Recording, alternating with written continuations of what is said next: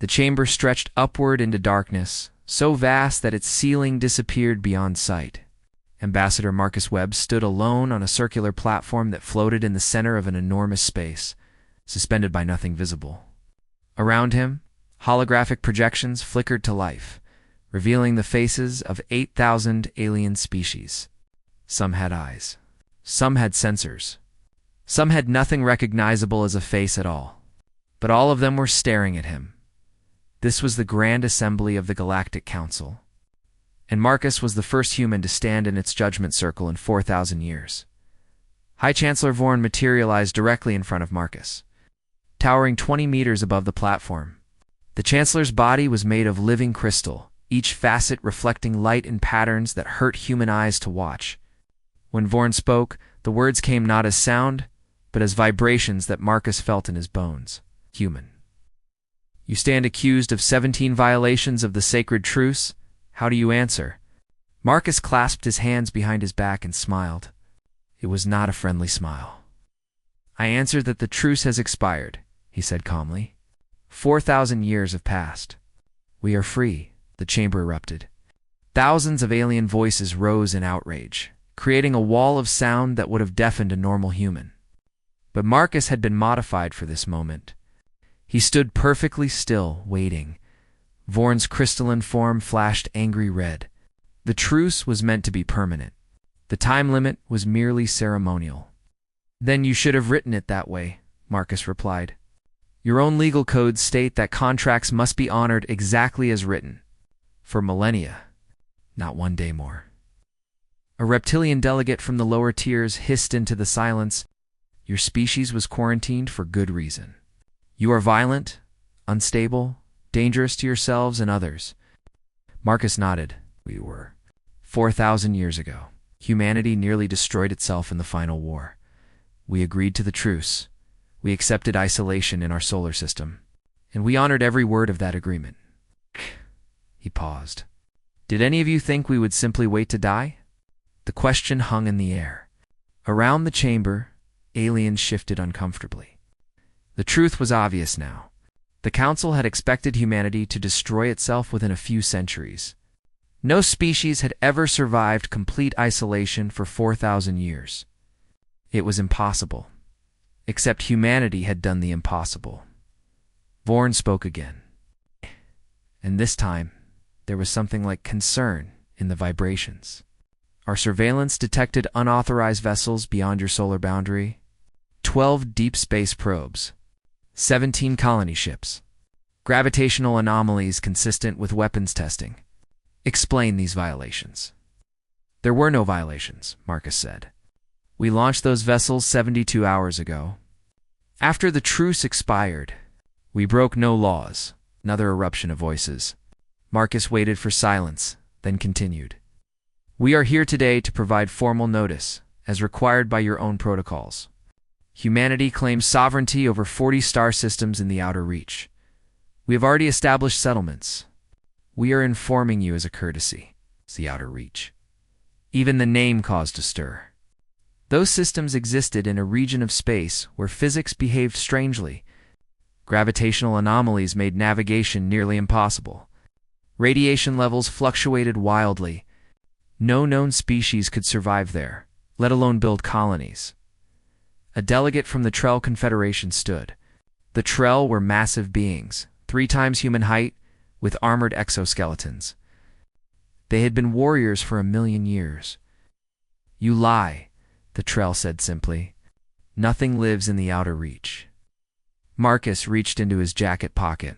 Every weapon system in the chamber locked onto him instantly. He moved slowly, carefully, and withdrew a small data chip. He tossed it upward, and holographic projectors caught it midair. The chamber filled with images. Human cities thriving in impossible environments. Children playing under alien suns. Farms growing in soil that should be toxic. Ships moving through space without visible engines. We don't lie, Marcus said quietly. We adapt. Vorn studied the images, and for the first time the Chancellor seemed uncertain. This technology, it should not be possible. 4,000 years is a long time, Marcus replied. We had nothing to do but survive. and learn and change. The council began arguing among themselves. Some demanded immediate military action. Others called for diplomatic negotiations. A few suggested studying humanity's advances. But underneath all the debate, Marcus could sense something else. Feargood.vorn raised a crystalline hand, and silence fell. The council requires time to deliberate. You will withdraw your illegal settlements immediately. No. The word echoed through the chamber. No one refused a direct order from the High Chancellor. It was unthinkable. If you do not comply, Vorn said slowly, the full might of the Galactic Armada will be brought against your world. We will erase Earth from existence. Marcus looked up at the towering crystal being and smiled that cold smile again. You're welcome to try. But I should tell you something first. He gestured, and another image appeared. 3 weeks ago, the Dravik Horde entered our solar system. You know them. 50,000 pirate vessels, the most feared raiders in the galaxy. They ignored our warnings. The image showed a debris field. Tens of thousands of wrecked ships, still glowing hot from whatever had destroyed them. It took us 6 hours to eliminate the entire horde, Marcus said. We haven't fought a real war in 4,000 years. We needed the practice. The chamber fell into absolute silence. The Dravik horde had terrorized the galaxy for centuries. The council had tried and failed to stop them dozens of times. Vorn's color shifted to something Marcus couldn't interpret. You expect us to believe we expect nothing? Marcus interrupted. We're informing you of facts. The truce is over. We claim the outer reach. You can accept this peacefully, or you can try to stop us. Those are your options. He touched a control on his wrist, and his platform began to descend, carrying him toward the exit portal below the chamber. Ambassador Webb Vorn called out, If we choose war, you understand that humanity will be exterminated. We have resources beyond your comprehension. Marcus looked back over his shoulder. Hi, Chancellor. Let me ask you a question. When was the last time any of you personally fought in a conflict? No one answered. The Galactic Council had maintained peace for 12,000 years. Their militaries were ceremonial. Their weapons were museum pieces, maintained, but never used. We'll be waiting, Marcus said. And then he was gone, the platform sinking into the floor and disappearing above. In the Grand Assembly, 8,000 species began preparing for a war they didn't understand, against an enemy they had created by leaving them alone for 4,000 years, and on Earth. Humanity smiled coldly and were ready for the fleet they knew was coming. The truce was broken. The real test was about to begin. The War Council convened in a fortress station that had not been used in 8,000 years. Fleet Admiral Cross stood at the center of a tactical display showing the entire galaxy, his 6 arms moving across holographic controls with practiced ease. He was Valkyrian, a species that had conquered 100 worlds before joining the Council. Now pulled from comfortable retirement, he studied the threat assessment on humanity with growing irritation. They are primitives, Cross announced to his assembled officers. 4,000 years ago, they nearly destroyed themselves with nuclear weapons. Crude technology, barbaric tactics. He gestured at historical footage showing mushroom clouds rising over Earth's cities. These are the beings we're supposed to fear. Commander Rilla, a biomechanical intelligence from the synthetic worlds, processed the data differently. Admiral, the evidence suggests significant technological advancement. The destruction of the Dravik horde could be fabricated, Cross interrupted. Humans are known for deception. They likely found the horde already destroyed and claimed credit. But even as he said it, Cross felt doubt. The Council's own sensors had confirmed the debris field, and the energy signatures were unlike anything in their databases. The tactical officer, Lieutenant Yara, highlighted a section of the display. Sir, we've assembled the largest military force in recorded history. 16,000 warships from 200 civilizations. Weapon systems capable of shattering planets. Shield technology that has never been penetrated. Cross nodded. Humanity will surrender the moment they see our fleet. This will be over before it begins. For 3 days, the Armada gathered. Dreadnoughts, the size of moons. carrier vessels housing thousands of fighters, weapon platforms that could generate miniature suns. Every species contributed their finest ships, eager to demonstrate loyalty to the Council. Intelligence reports arrived hourly. From the outer reach, human settlements were visible on long-range scans. They made no attempt to hide. Families, agricultural zones. What appeared to be schools? It looked exactly like any normal colony. They're bluffing, Cross decided, showing us peaceful settlements to make us hesitate. But other reports were harder to dismiss. Human ships moved between systems without using established hyperspace lanes. They simply vanished from one location and appeared in another. The settlements existed in regions where radiation should cook any biological life within hours. Communications between human colonies didn't follow known quantum protocols. Yar brought the strangest report to Cross personally. "Sir, we monitored a human vessel for 6 hours. It made no course corrections. No thrust burns. It just ... moved, as if space itself was carrying it. Equipment malfunction," Cross said. "Check the sensors." We did. 17 times. Cross dismissed her. He had fought in campaigns across a dozen sectors. He had seen every trick, every deception. Humans were clever. They were still bound by the same physical laws as everyone else. Then the reports from the outer reach changed. Human ships were no longer just moving strangely. They were growing. Footage showed a small transport vessel that, over the course of days, expanded into something 3 times its original size. Not through construction. Through growth, like a living organism. "This is impossible," Rilla stated, which was significant. Synthetic intelligence didn't use words like impossible lightly. Cross studied the footage. The ship's hull appeared to be breathing. Sections that looked like metal one day resembled organic tissue the next. And through it all, human crew members moved normally, as if this was expected. "What are they?" Yara whispered.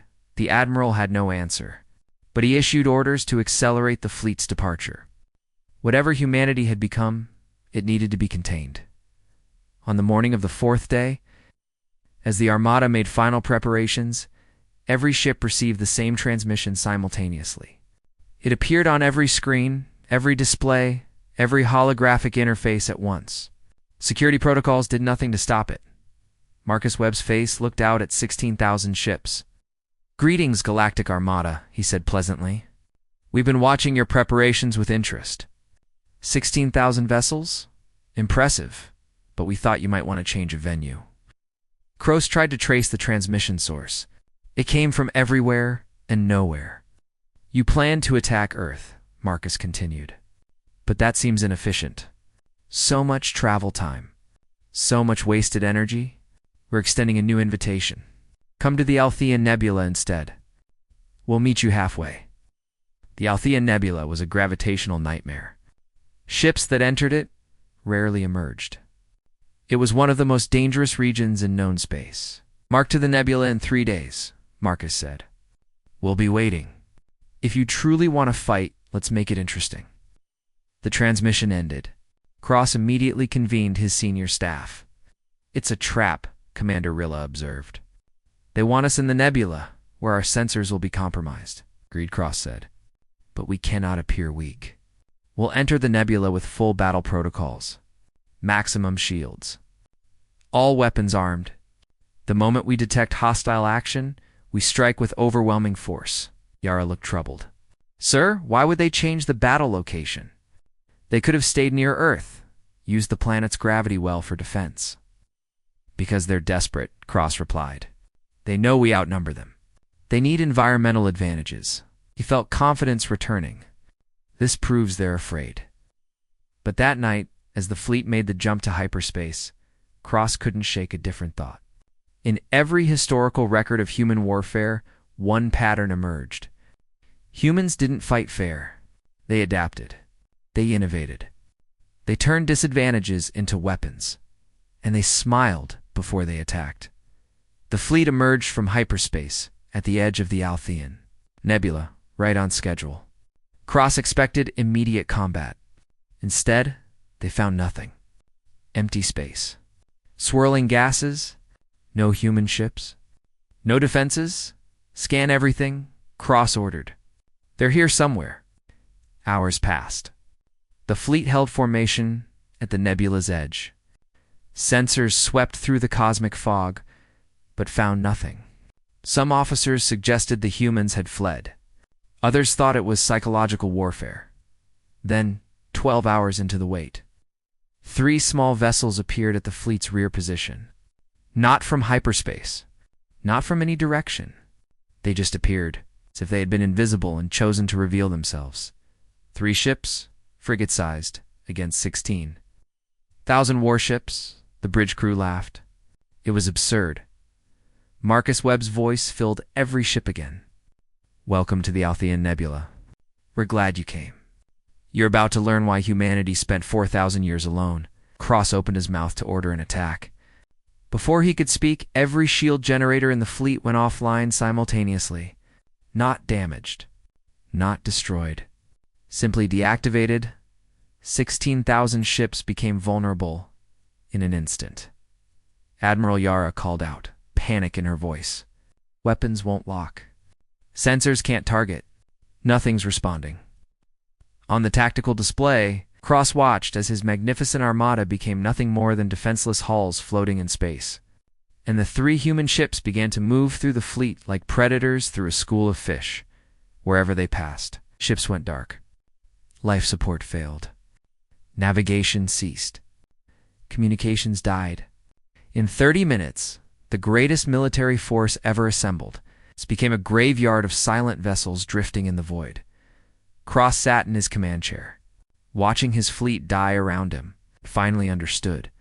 Humanity hadn't spent 4,000 years hiding. They had spent it evolving into something the galaxy had never seen. And now, as emergency evacuation alarms screamed through 16,000 dying ships, the Admiral realized with cold certainty that this war was already over. Humanity had won before the first shot was fired. Admiral, Cross floated in an escape pod with 17 other survivors. Watching through the small viewport as the 3 human ships completed their work, every vessel in his fleet was now dead in space. No explosions, no debris. Just silent hulks with crews trapped inside, waiting for rescue that would take weeks to arrive. The human ships moved with disturbing grace, like living creatures swimming through an ocean. As Cross watched, one of them passed close enough that he could see its hull clearly. What he had thought was metal plating appeared to pulse with something like breath. Sections of the hull shifted colors from silver to dark blue to something that looked disturbingly like skin. What are they? Lieutenant Yara whispered from beside him. Before Cross could answer, Marcus Webb's face appeared on the pod's emergency screen. The ambassador looked different now. His eyes held a quality that made Cross's skin crawl. They seemed to look through the Admiral rather than at him. Your crews are safe, Marcus said. We disabled your ships, not your people. Life support will restore in 1 hour. Rescue vessels are already on their way from Council space. You broke the laws of warfare, Cross said, trying to keep his voice steady. You used illegal technology. It was a genuine sound, almost friendly. There are no laws against technology you don't understand, Admiral. We used no weapons. We simply turned off your systems. Everything your fleet runs on is based on technology from the same foundation. Quantum processors, antimatter reactors, gravitational manipulation. 4,000 years ago, we used the same tech. So you hacked our systems, Cross said. But we didn't need to hack anything. We designed the original protocols your technology is based on. We know every vulnerability because we created them. The implications hit Cross like a physical blow. Thousands of years ago, before the Truce, humanity had been part of the galactic community. Brief and tumultuous, but they had shared technology, traded information, and now they were using that ancient knowledge against the very species who had isolated them. What do you want? Cross asked. If you wanted us destroyed, we would be dead. This was a demonstration, Marcus replied. The Council needs to understand something. We don't want your territory. We don't need your resources. We've evolved beyond those requirements. but we will not be contained anymore. Evolved? Commander Rilla spoke up from another pod. What have you done to yourselves? Marcus's expression softened. What we had to do to survive. 4,000 years alone, Admiral. Do you know what that does to a species? We couldn't trade for resources. Couldn't ask for help when our ecosystem collapsed. Couldn't rely on anyone but ourselves. On the screen, Marcus stood and walked to a viewport. Behind him, Cross could see what looked like a human city, but the buildings moved. They breathed. They grew, we merged, Marcus said simply. Humanity with our machines, then with our biosphere, then with something else entirely. We became what we needed to be to survive. The pod's sensors suddenly detected something massive moving through the nebula. Cross pulled up the emergency scanner, and his blood went cold. The object was enormous. Larger than a moon, it moved through space like a living thing, pulsing with energy that didn't match any known signature. What is that? Cross demanded. Marcus glanced at something off-screen, then smiled. That's Michael. Or what Michael has become. He was the first volunteer for full integration. Now he's part ship, part station, part ecosystem. He houses about 40,000 people inside him. He's also conscious, aware, and curious about your fleet. That's a person? Yara's voice cracked with disbelief. He's more than a person. He's a community. A civilization unto himself. And there are hundreds like him. The massive entity moved closer to the escape pods. Cross could see details now. The surface wasn't metal or stone. It was something organic, covered in patterns that looked almost like circuit boards mixed with neural pathways. Lights flickered across it like thoughts firing through synapses. Voice filled the escape pod.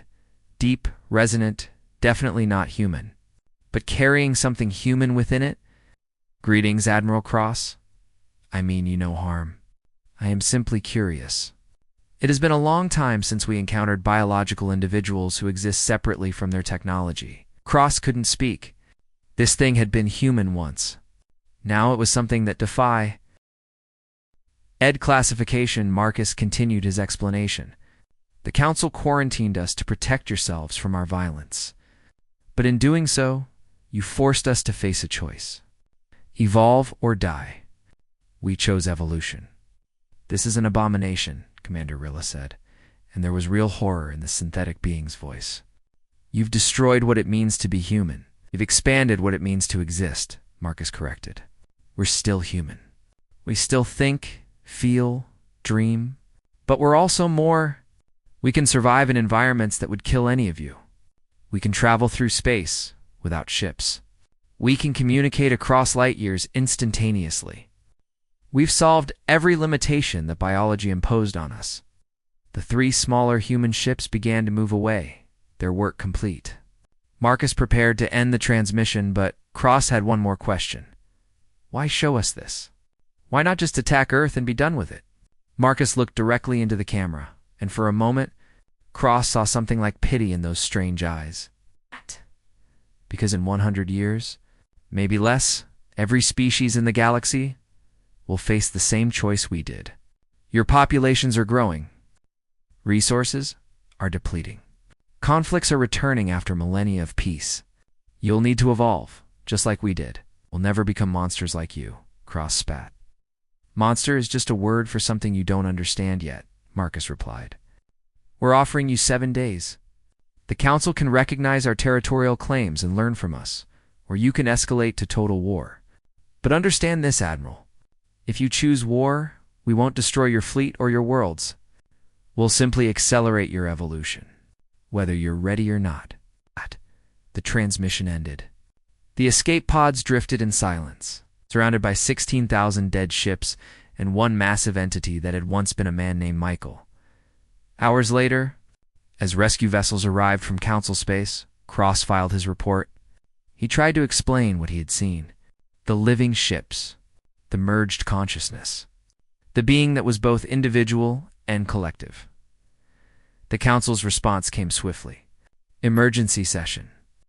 Maximum security. They had 7 days to decide humanity's fate. But as Cross was transported back to Council headquarters, he couldn't shake one image from his mind. The way Marcus had smiled when he mentioned accelerating evolution. Not a threat. Not even a warning. A promise. And somewhere in the depths of his command training, in memories of ancient wars and conquered species, Cross remembered something important. Humanity had always been terrifying, not because they were strong, but because they adapted. They changed. They became what they needed to be 4,000 years ago. The Council had locked them away, thinking isolation would destroy them instead. It had created something far more dangerous than anyone had imagined. A species that had learned to evolve on command, and now they were offering that gift to the galaxy. Whether the galaxy wanted it or not, the 7-day countdown had begun. The Galactic Council chamber had never been so divided. For 5 days straight, delegates argued, shouted, and threatened each other. Half demanded immediate surrender and negotiation. The other half wanted total war, including the use of biological weapons that had been banned for 10,000 years. High Chancellor Vorn stood at the center of the chaos, trying to maintain order. His crystalline form flickered with stress patterns as another delegate proposed simply destroying Earth's sun and ending the threat permanently. "We cannot commit genocide," Vorn stated for the 100th time. "Our laws forbid it." "Our laws were written before humanity became this," a delegate from the methane worlds hissed. "They are no longer bound by natural law. They have made themselves into something that should not exist." The debate raged on until the 6th day, when everything changed. An encrypted message arrived at Council headquarters. The security protocols identified it as coming from within human space, but not from any official source. When cryptographers finally opened it, they found a video message from someone who identified herself as Dr. Helena Voss. Human biotechnology specialist Helena appeared on screen, her face showing clear signs of stress. She looked over her shoulder frequently, as if afraid of being caught. "My name is Helena Voss," she began. "I am a human scientist, and I am part of a resistance movement. Not everyone on Earth agreed with the transformation. Many of us fought against it, but we lost. Now I'm reaching out to you because you need to know the truth about what humanity has really done." The Council chamber fell silent as the message played. "The transformation is not just technology," Helena continued. "It's irreversible. Once a human undergoes the integration process, they can never go back. Their consciousness is merged with the collective. They maintain individual thoughts, but they're always connected to every other transformed human. It's a hive mind disguised as free will." Technical diagrams that the Council's scientists immediately began analyzing.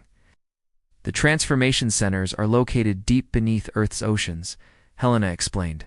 6 facilities, each one processing thousands of people per day. The technology they use is based on quantum entanglement of neural patterns. If you can destroy these centers, you can stop the transformation from spreading. She transmitted coordinates. 6 locations, all underwater, all heavily shielded. "I know this seems like a betrayal of my species," Helena said, and her voice cracked with emotion. "But what they've become is not human anymore. There's something else. Something that will consume the entire galaxy if you don't stop them now. Please, help us. Help those of us who want to stay human." The message ended. The Council immediately verified the coordinates. Deep scans of Earth's oceans confirmed the existence of massive structures exactly where Helena had indicated. Energy signatures matched her descriptions. "It could be a trap," Commander Rilla warned. "The facilities could be decoys." Admiral Cross, still recovering from his defeat at the Althean Nebula, studied the data differently. "No, this matches everything we've observed. The living ships, the merged consciousness. It all requires infrastructure. These facilities are the source." The Council voted within hours. A stealth fleet would be assembled. Small, fast ships with the best cloaking technology available. Their mission was to penetrate Earth's defenses, reach the ocean facilities, and destroy them with surgical strikes. If successful, humanity's transformation would stop. If it failed, at least they would understand Earth's defenses better. Lieutenant Yara was assigned to lead the stealth team. 12 ships, hand-picked crews carrying enough firepower to crack planetary crust. They launched immediately, racing against the 7-day deadline. The journey to Earth took 2 days. The stealth fleet approached slowly, carefully, watching for any sign of detection. Human settlements in the outer reach made no response. The living ships that had destroyed the Armada were nowhere to be seen. Too easy, Yara muttered, but she pressed forward. Orders were orders. Earth appeared on their screens. The planet looked different from historical records. The continents were the same, but the oceans glowed faintly with bioluminescent patterns. Massive structures broke the surface at regular intervals, breathing or pulsing with some kind of energy. Entering atmosphere? Yara reported. No detection. No resistance. The stealth ships dove toward the ocean, following Helena's coordinates. The water was different too. It moved with purpose, flowing in patterns that seemed almost intelligent. But the ship's shields held, and they descended deeper. At 2,000 meters down, they found the first facility. It was exactly as Helena had described. A massive complex built into the ocean floor. Covered in the same organic metal hybrid material they had seen on human ships. Energy pulsed through it in rhythmic patterns. Target locked, Yara's weapons officer reported. Ready to fire. All ships, fire on my mark, Yara commanded. 3, 2, 1, mark. 12 vessels unleashed their weapons simultaneously. Energy beams, kinetic missiles, plasma torpedoes. Enough firepower to destroy a city. The facility didn't explode. It didn't even seem damaged. Instead, it opened. Massive doors that Yara hadn't even noticed split apart, revealing an interior that made no sense. The facility was larger inside than it should be, its interior space bending in ways that violated geometry. And from that impossible space, something emerged. Not ships, not weapons. Something alive. Entities that looked human at first glance but moved through the water as if they were part of it. Their bodies shifted between solid and liquid, between individual and collective. There were hundreds of them, then thousands. Pouring out of the facility like blood from a wound, they surrounded the stealth ships, not attacking, just watching. Then Marcus's Webb's voice filled every vessel, but this time he wasn't alone. Thousands of voices spoke with him, perfectly synchronized. "We know about Helena," they said together. "We know about your fleet. We let you come. We wanted you to see." Yara tried to fire again, but her weapons refused to activate. Every system on every ship locked down simultaneously, just like at the Althean Nebula. They were trapped, suspended in the water by forces they couldn't understand. "Helena Voss is real," the collective voice continued. "She really does lead a resistance. But what she didn't tell you is that she's part of us too. She volunteered to contact you, to lead you here, because we needed you to understand something." The entities around the ships began to change. Their forms became more defined, more individual. Yara recognized. So. Many of them from historical records, scientists, leaders, people who had lived and died centuries ago. "This is not a hive mind," Marcus's voice said. "Now individual again. It's a network. We remain ourselves, but we're also connected to something greater. Helena fights us because she's afraid, but she's also part of us. She experiences both resistance and acceptance simultaneously, and she chose to help us show you this." The facility around them came fully alive.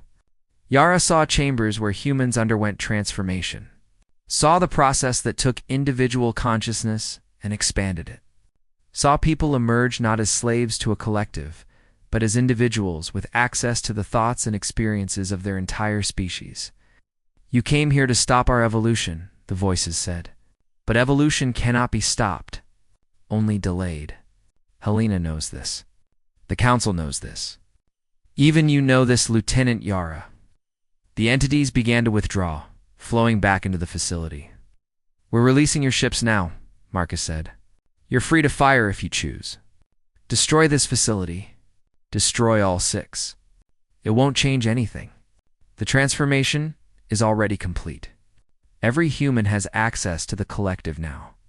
The facilities are just symbols. Yara's weapons came back online. Her targeting system locked onto the facility's core. One shot would destroy it. She didn't fire.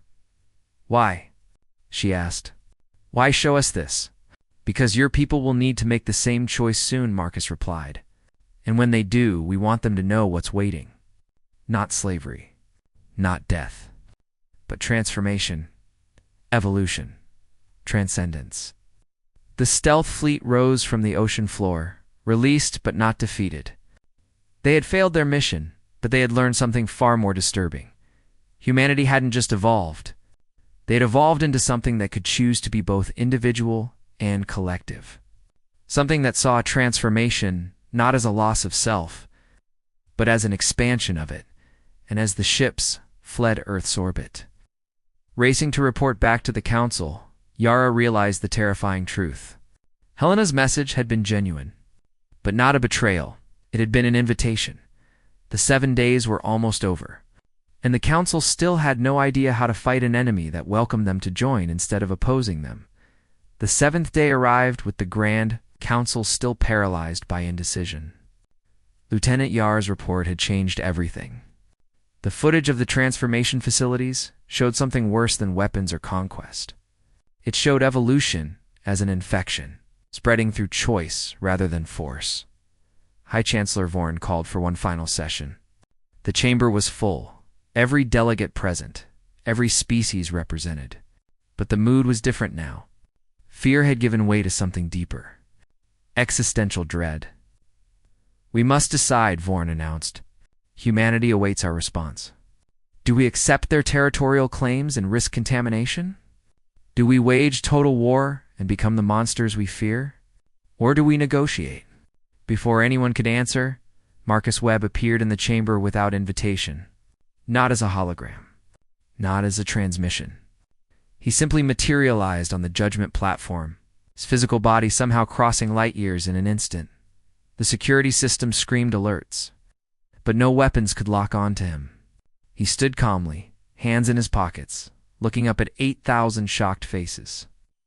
I thought I'd deliver our final answer in person, Marcus said. This is impossible, Vorn stated. No teleportation technology exists that can cross such distances instantaneously. You're right, Marcus agreed. It's not technology. I'm not really here. What you're seeing is a projection of my consciousness, given temporary physical form. One of the benefits of not being limited to a single body anymore? He walked across the platform as if inspecting it. I've reviewed your debates. Listened to your fears. I understand your position.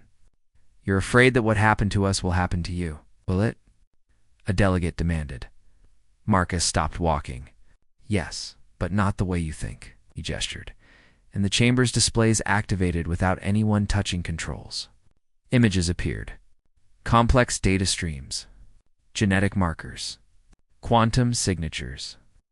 300 years ago, we discovered something terrifying, Marcus began. The transformation we underwent wasn't entirely our choice. It was triggered by something we found in deep space. An ancient signal, older than the galaxy itself. It contained instructions, patterns, a blueprint for consciousness evolution. The Council listened in growing horror as Marcus explained. Humanity hadn't invented their transformation. They had discovered it, and the same signal that changed them was spreading throughout the galaxy, carried on quantum communication channels, embedded in hyperspace travel routes. Every species in the Council has been exposed, Marcus said quietly. The signal has been present in galactic infrastructure for thousands of years.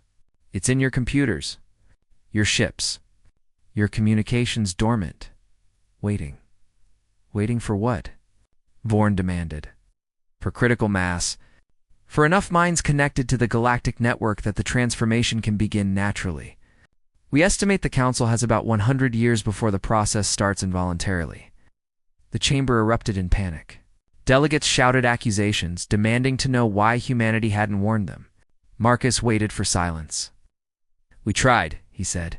4,000 years ago, when we first detected the signal, we brought it to the Council.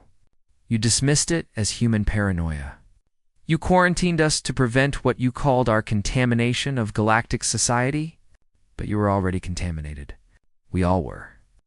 Admiral Cross, present as a witness, spoke up. You're saying the truce was pointless?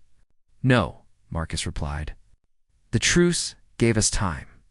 Time to undergo the transformation in isolation. Time to learn how to control it, guide it, make it beneficial instead of destructive. We became the test case for the entire galaxy.